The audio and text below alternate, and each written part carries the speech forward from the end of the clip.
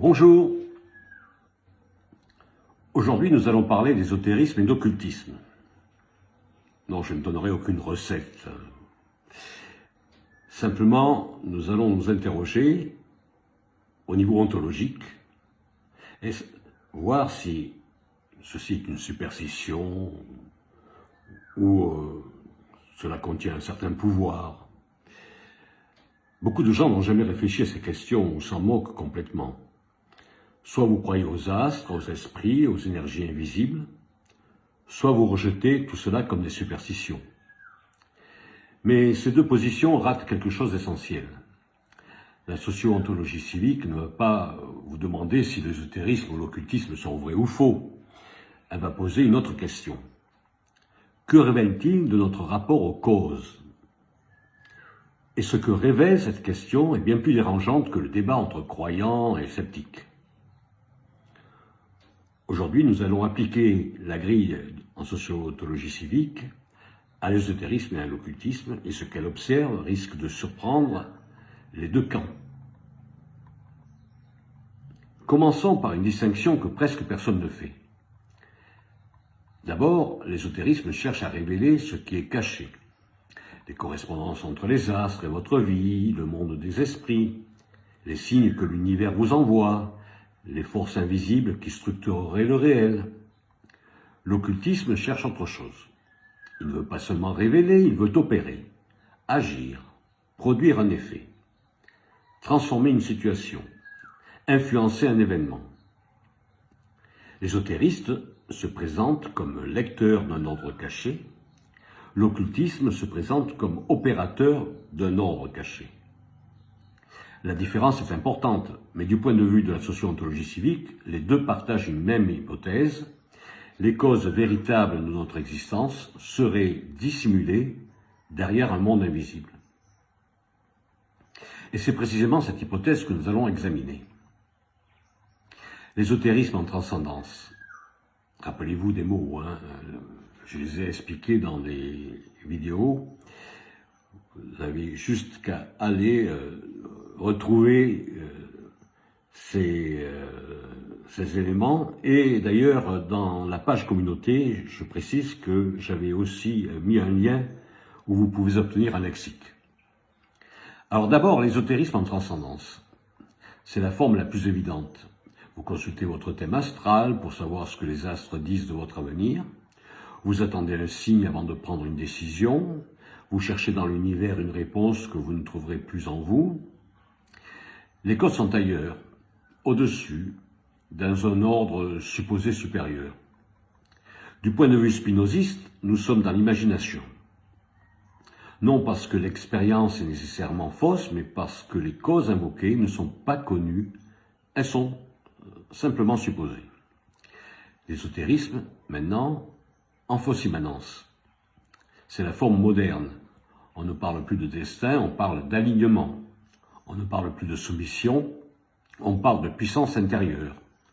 On ne parle plus d'obéissance, on parle d'éveil. Pourtant, le mécanisme demeure souvent le même. Il faut suivre une méthode, un maître, une école, une initiation. La transcendance ne disparaît pas, elle change simplement de langage. Et voici la difficulté.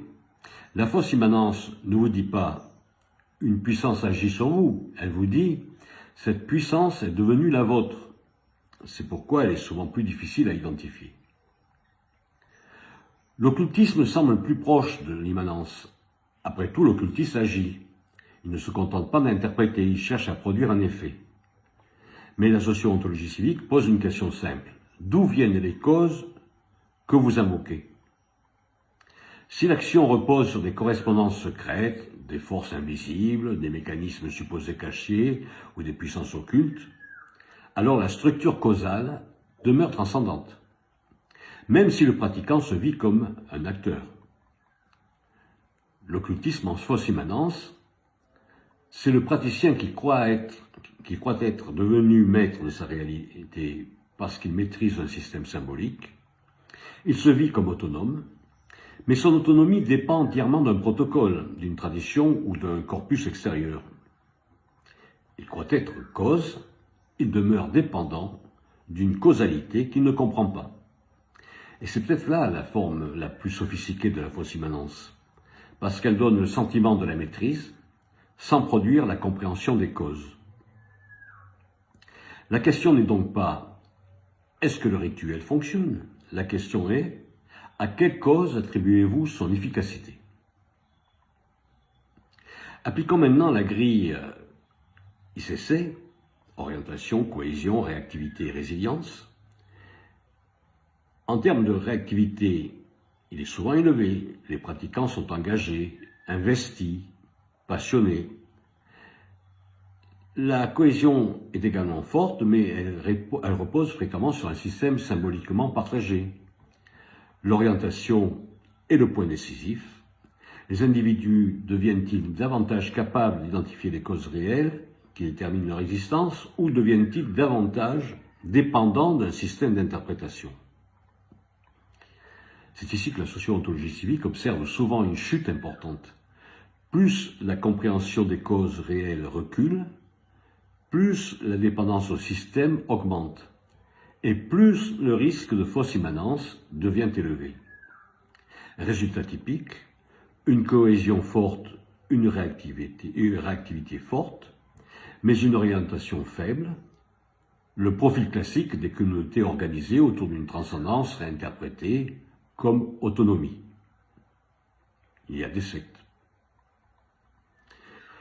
La question n'est pas de savoir si l'ésotérisme ou l'occultisme procurent du sens.